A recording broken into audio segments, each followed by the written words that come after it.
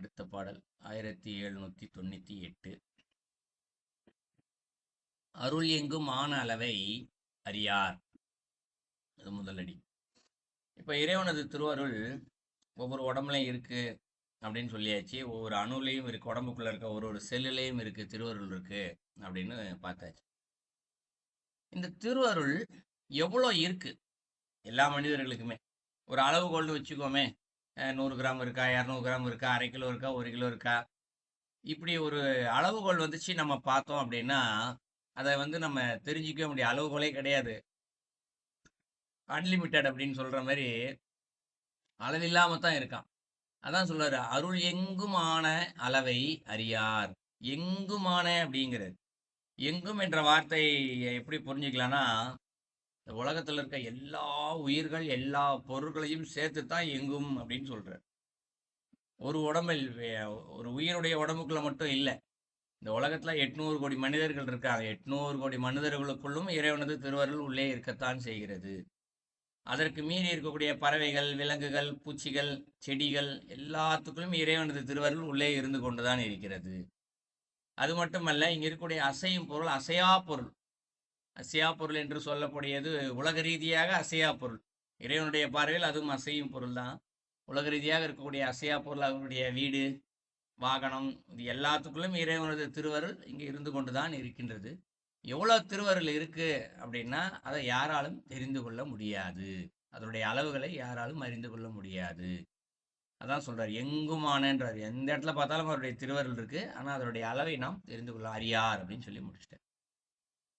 அடுத்தடியில அருளை நுகரார் அமுதம் உகந்தோர் அப்படின்னு சொல்றாரு.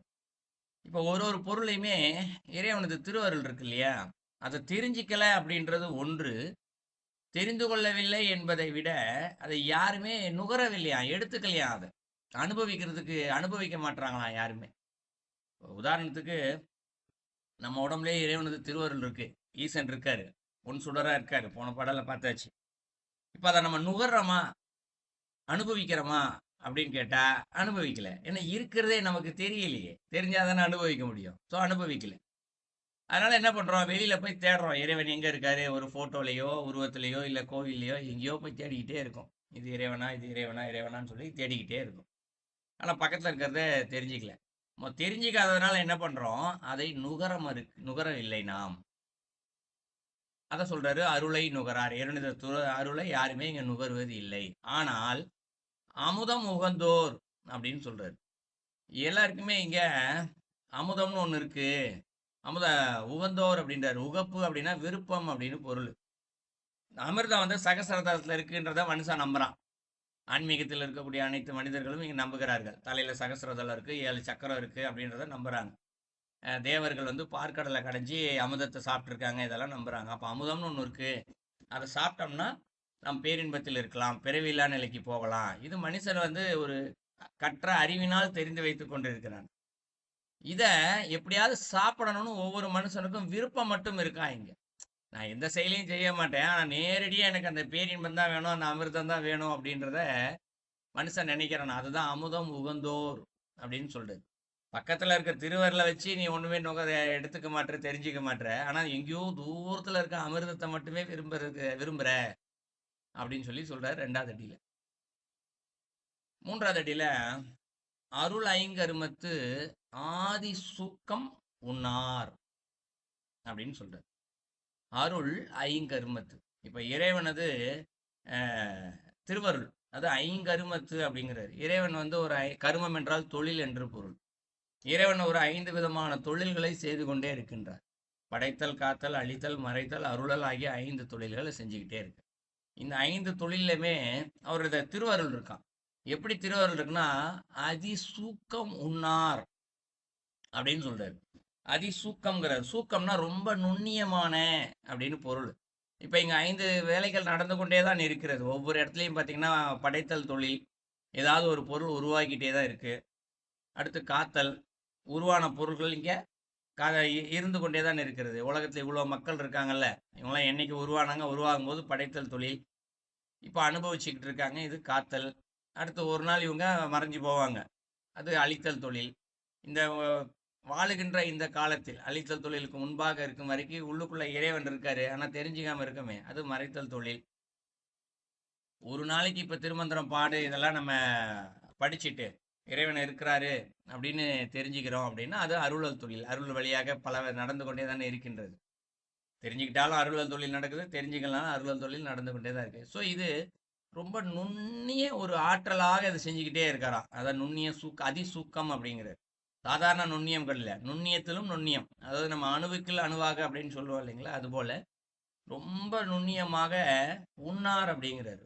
உண்ணுதல் அப்படின்னா சாப்பிட்றது அப்படின்னு நம்ம புரிஞ்சு வச்சுட்டு இருக்கோம். இதை ரெண்டு சொல்லி இன்னும் நினைத்தல் அப்படின்னு பொருள். உண்ணுதல் அப்படின்னா நினைத்தல் அப்படின்னு பொருள். ஸோ யாருமே இதை உண்ணார் அப்படிங்கிறாரு. ஸோ நினைச்சு பார்க்காம இருக்காங்களாம். இங்க 5 விதமான தொழில்கள் நடக்கிறதுனால தான் நம்ம பிறந்திருக்கோம், வாழ்ந்து கொண்டு இருக்கின்றோம். நம்ம உடம்புல ஒன்னொன்றுமே இப்போ சாப்பிட்றோம், அதெல்லாம் செரிச்சு அழிஞ்சு போகுது. இதெல்லாம் இப்போ அழித்தல் காத்தல் அழித்தல் தொழிலில் தான் இதுவும் தொழில் தான். பிறக்கிறது செத்து போகிறது மட்டும் படைத்தலோ அழித்தல் இல்லை, வாழ்றதெல்லாம் காத்தல் மட்டும் இல்லை. ஒவ்வொரு வினாடியும் இது ஒரு மனிதனுக்குள் ஏதோ ஒரு செயல் இந்த தொழில்கள் 5 தொழில்களும் நடந்து கொண்டே தான் இருக்கிறது. இது மிகவும் சூக்குமமாக நடந்து கொண்டே இருக்கிறது.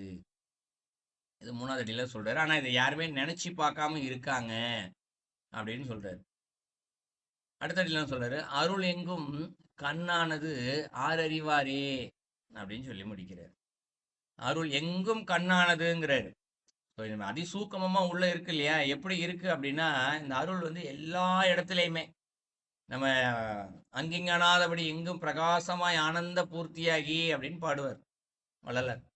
அப்படி எல்லா இடத்துலையுமே ஆனந்த பூர்த்தியா இறைவன் இருக்காரா. இந்த இடத்துல தான் இருக்காரு, இந்த இடத்துல தான் இல்லைன்னு சொல்லவே முடியாதான். எல்லா இடத்துலையுமே இருக்காரு. அதான் எங்கும் அப்படிங்கிற அருள் எல்லா இடத்துலயும் இருக்கான். எப்படி இருக்குன்னா கண்ணானது அப்படிங்கிற.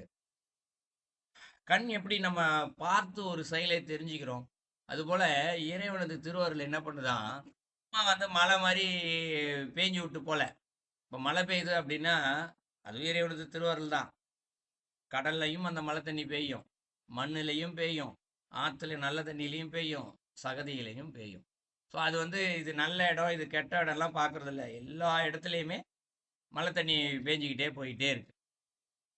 ஆனால் இறைவனது அருள் பார்த்து பார்த்து செய் அருளை கொடுத்துக்கிட்டே இருக்கு. அதான் கண்ணானது அப்படிங்கிறாரு. எல்லா இடத்துலையும் இறைவனது திருவருள் இருக்கு. யாருக்கு தகுதி இருக்கோ அவர்களுக்கு நிறைய அருளை கொடுக்குது. யாரு நுகர்ந்துக்கிறாங்களோ அவங்களுக்கு நிறைய அருளை கொடுக்குது. யாருக்கு விருப்பம் இல்லையோ அவர்களுக்கு சிறிது அருள் குறைவாக கிடைக்கிறது. இந்த அருள் குறைவாக கிடைக்குதுன்னா அப்போ அவங்க உடம்பு சரியா இயங்கலைன்னு பொருள் அல்ல. இப்போ உடம்பு ஃபுல்லாக இறைவனது திருவருள் இருக்கு, அப்போ கம்மியா இருக்குன்னா அப்போ உடம்பு சரியா இயங்காதுன்னு பொருள் அல்ல. நான் சொல்ற இந்த திருவருள் வந்து அவரது மனம் சம்பந்தப்பட்டது. இப்போ சாமி இருக்காரு அப்படின்னு ஒருத்தர் நம்பிக்கிட்டு கோயிலுக்கு போறாருன்னா அவருக்கு கொஞ்சம் அதிகமா திருவருள் கிடைக்கும். அதே நபர் வந்து இந்த உடம்புக்குள்ள என்னுடைய சதை பிண்டத்திலையும் இறைவன் இருக்காரு, எனக்குள்ளேயும் ஈசன் இருக்காரு அப்படின்னு நினைச்சுக்கிட்டு இருந்தாருன்னா அருள் இன்னும் கொஞ்சம் அதிகமா கிடைக்கும். அப்போ ஒரு தியானம் ஜபம் என்று நிறைய பண்ணிட்டு மணிக்கணக்கா நாள் ஃபுல்லா இறைவனை நினைச்சுக்கிட்டு இருக்காருன்னா இன்னும் அதிகமாக திருவருள் கிடைக்கும். ஆனால் அதே நேரத்தில் ஒருத்தர் இறைவனே இல்லை என்று சும்மா உட்காந்துக்கிட்டு சாப்பிட்டுக்கிட்டு தூங்கிக்கிட்டு வெட்டியா காலத்தை கழிச்சார்னா அப்போ அவருடைய மனதிற்கு இறைவனது திருவருளை அதிகமாக உணர முடியாது. ஆனாலும் அவரது திருவருள் உள்ளுக்குள்ள வேலை செஞ்சுக்கிட்டு தான் இருக்கும். அவரும் சாப்பிடுவாரு தூங்குவாரு, அதுக்கும் திருவருள் வேணும் இல்லை, உள்ளுக்குள்ள உடம்பு ஃபுல்லா இயங்கணுமே ஒரு இறக்கும் வரைக்கும், அதுக்கு திருவருள் வேலை செஞ்சுக்கிட்டு தான் இருக்கும். ஆனால் முக்திக்கான வேலைக்கும் கர்மாவை தீர்த்து கொள்வதற்கும் அது அந்த அருளானது சிறிது குறைவாகத்தான் இருக்கும். அதான் கண்ணானது அப்படிங்கிறாரு. பார்த்து பார்த்து கொடுத்துக்கிட்டே இருக்காரா இந்த இடத்துல இறைவன். இதை ஆறறிவாரே அப்படிங்கிற. யாருமே இதை தெரிஞ்சிக்கல. யாருப்பா இதெல்லாம் தெரிஞ்சுக்கிறாங்க, யாருமே தெரிஞ்சிக்கல அப்படின்னு இந்த பாடலையும் ஒரு கேள்விக்குறியோடு நிப்பாட்டுகிறார். நாளடிக்கும் சேர்த்து பொருள் பார்த்தோம்னா இந்த உலகம் முழுவதுமே அண்ட சராசரம் ஃபுல்லா எல்லா இடத்துலையும் இறைவனது திருவருள் இருக்கின்றது. அதனுடைய அளவுகோலை யாரும் அறிந்தவர்கள் இல்லை. இதை யாரும் அறிந்து கொள்ளாத காரணத்தினால் இந்த அருளை யாரும் நுகராமல் இருக்கிறார்கள், எடுத்துக்கொள்ளாமல் இருக்கிறார்கள். ஆனாலும் அவர்கள் அமிர்தம் என்று ஒன்று இருக்கின்றது, அதை அருந்துவதற்கு அவர்கள் விரும்புகிறார்கள். இந்த அருளை நுகர்ந்தால்தான் அந்த அமிர்தத்தையே நுகர முடியும். அதனால இங்க அருளை முதலில் நுகருங்கள், இதை நுகர்ந்தால் தானாகவே அமிர்தம் கிடைக்கும் என்பது உள்ள பாடல்ல இருக்கக்கூடிய உள்கருத்து. அப்ப தெரிஞ்சுக்கிறதுக்கு என்ன பண்ணணும் அப்படின்னா, நம்ம உடம்புல மட்டும் திருவருள் இல்லை, இந்த உலகத்தில் 5 தொழில்கள் ஒவ்வொரு வினாடியும் நடந்து கொண்டே இருக்கின்றது. அது மிகவும் நுட்பமாக நுண்ணியமாக நடந்து கொண்டே இருக்கிறது. அதை நினைத்து பார்க்க வேண்டும். ஒவ்வொரு வினாடியுமே நம்மளை சுத்தி காலங்கள் கடந்து கொண்டே இருக்கிறது. ஏதோ ஒரு பொருள் உருவாக்கிட்டே இருக்கு, ஏதோ ஒரு பொருள் அழிஞ்சுக்கிட்டே இருக்கு. உதாரணத்துக்கு நம்ம வீட்டுக்கு ஒரு அரிசி வாங்கிட்டு வரோம்னு வச்சுக்கோ. இப்போ அது உற்பத்தி பண்ணும்போது படைத்தல் தொழில். சமைக்கும் பொழுது அரிசி சாதமாக மாறி விடுகின்றது. அப்ப என்ன ஆயிடுச்சு? அது அரிசி என்ற ஒன்று அழிந்து போகின்றது. சாதம் என்ற ஒன்று உருவாகி விடுகின்றது. சாப்பிட்டு முடிச்சதுக்கு அப்புறம் அதுவும் அழிஞ்சு போச்சு, முடிஞ்சு போச்சு. ஸோ ஒரு ஒரு மாறி மாறிக்கிட்டே இருக்கு. அப்போ இது எல்லாமே இங்க படைத்தல் தொழில், அழித்தல் தொழில் நடந்துகிட்டே இருக்கு. இது எல்லாம் மிக நுண்ணியமாக இறைவன் இதை நடத்தி கொண்டே இருக்கின்றார். இதை நினையுங்கள் அப்படிங்கிற. இதை நினைச்சோம் அப்படின்னாலே நம்ம இறைவனது அருளை வந்து நுகர்ந்துக்கலாமா? இப்ப அருளை நுகரார் அப்படின்னு சொன்னார் இல்லைங்களா? அப்ப அருளை நுகர்ந்து கொள்வதற்கு என்ன செய்ய வேண்டும்?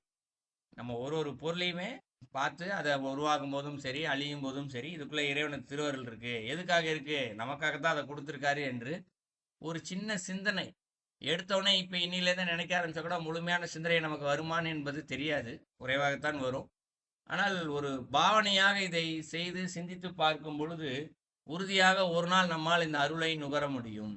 அருளை நுகரும் போது உறுதியாக நாம் அங்க இருக்கக்கூடிய அமிர்தத்தை நம்மால் பருக முடியும்.